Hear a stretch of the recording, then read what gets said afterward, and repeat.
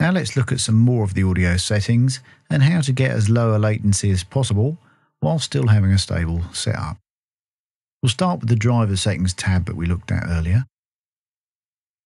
I briefly mentioned the 64-bit double precision engine checkbox. Checking this option will ensure that 64-bit precision is used throughout the entire signal path within Sonar.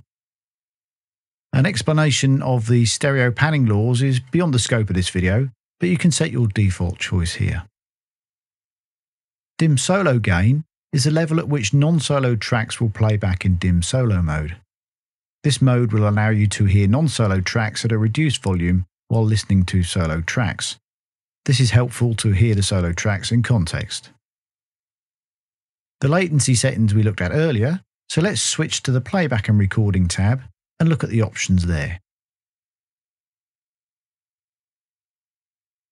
Driver mode we covered earlier. Now, dithering is a process used to reduce distortion when changing bit depth. This option sets the type of dithering that Sonar will use when exporting a higher bit file at a lower resolution, or lowering the bit depth of audio in a project.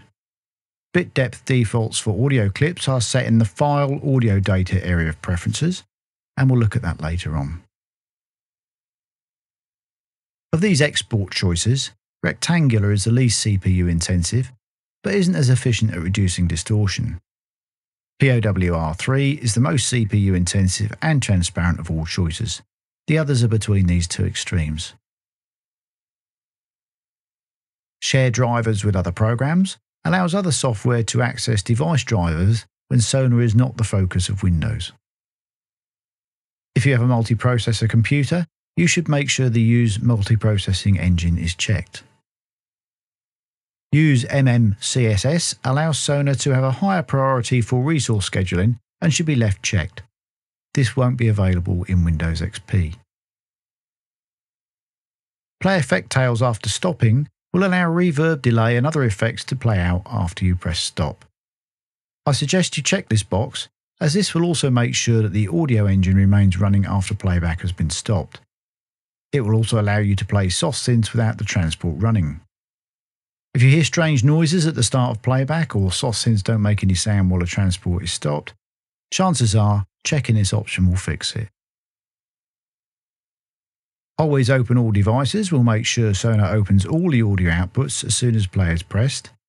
This means they're ready for use, and if you select an unused output on the fly, you are less likely to have a gap in playback.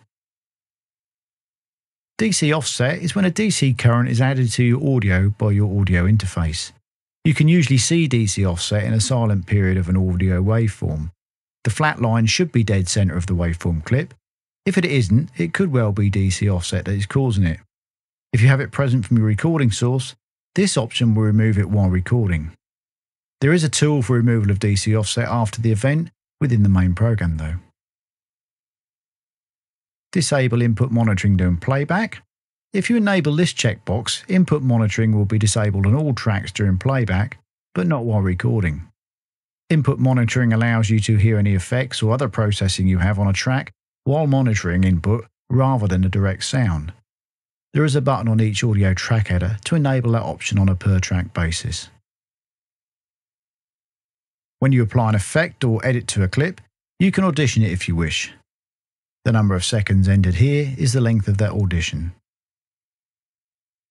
The Record Pre-Allocate File setting may help reduce disk activity while recording and allow a greater number of tracks to be recorded at once. If you need to use this, try starting at 600 seconds. 0 seconds indicates the option's off. Fade on start and fade on stop will cause a gradual fade in or out of the audio for the specified duration. 0 seconds is effectively no fade. If it isn't already the active option, click on the Advanced button at the bottom of the Preferences dialog box to expose more option tabs. If you are in WDM mode, you will see an Audio Profiles option here. The settings within that are generated by the Wave Profiler, and you shouldn't need to change any of those manually. If it is necessary to change them, you should only do so after consulting your audio device manual for the correct settings. The Configuration File Preferences allow you to fine-tune several of Sonar's audio options. You should only change these if you're advised to do so, or you are confident that you know the effect of the changes. The more common options are displayed in the lower part of the window under the Properties header. Access to the full config file is via the Edit Config File button here at the top. The Reload Config button will reload the currently saved Audini file. The Reset Config to Default buttons completely resets the Audini file. It will also make a backup of the existing file so you can restore it later if you wish. A brief description of each variable is available at the bottom of the list by clicking on the variable name. I'll point out some of the more common ones that you may need to change. Bounce buff size MSEC is by default set to 0, which means that when you bounce a track, the bounce buffer size will be the same as the mixing latency value set for your audio driver that we discussed earlier. If you find that bouncing tracks, especially with soft synths, takes a long time, try changing this value to 100. You can try values up to 350. Thread scheduling model can sometimes help reduce glitching when using the multiprocessing audio engine option. On a quad processor system, changing this to 2 may help. Increasing dropout MSEC may help to reduce dropouts, but makes more glitching likely. Next, we'll click on the Sync and Caching tab and take a look at the options there.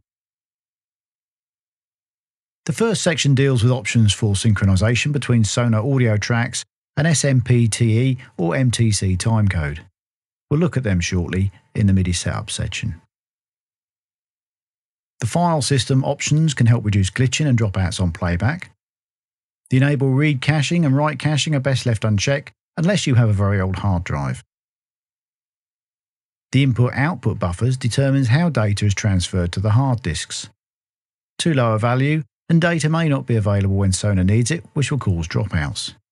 Too high a value, and data may take too long to fill the buffer and cause dropouts or even crashes. By default, the value is 128. Try increasing that in blocks of 128 to 256 or 512 and see if that helps reduce dropouts. There is no one-size figure fits all, and there's a balance to be found between the mixing latency figure and these in and out buffers. I find a few minutes spent here is time well spent. I usually load a fairly intensive project, then set my preferred mixing latency time as we did earlier, and if I get lots of glitching or dropouts, I increase the input-output buffer size until they reduce to an acceptable level. If at 512 dropouts are still happening too often, I go back to my mixing latency and increase that setting, then try again. Once this procedure's been done, there's no need to do it again. The reported latency figure is an offset figure that Sonar calculates to correct latency recording times. If you find that the reported latency figure is inadequate, you can adjust the manual offset figure, which will be added to the figure that Sonar calculates. Hopefully you've now got your audio devices set up and running smoothly.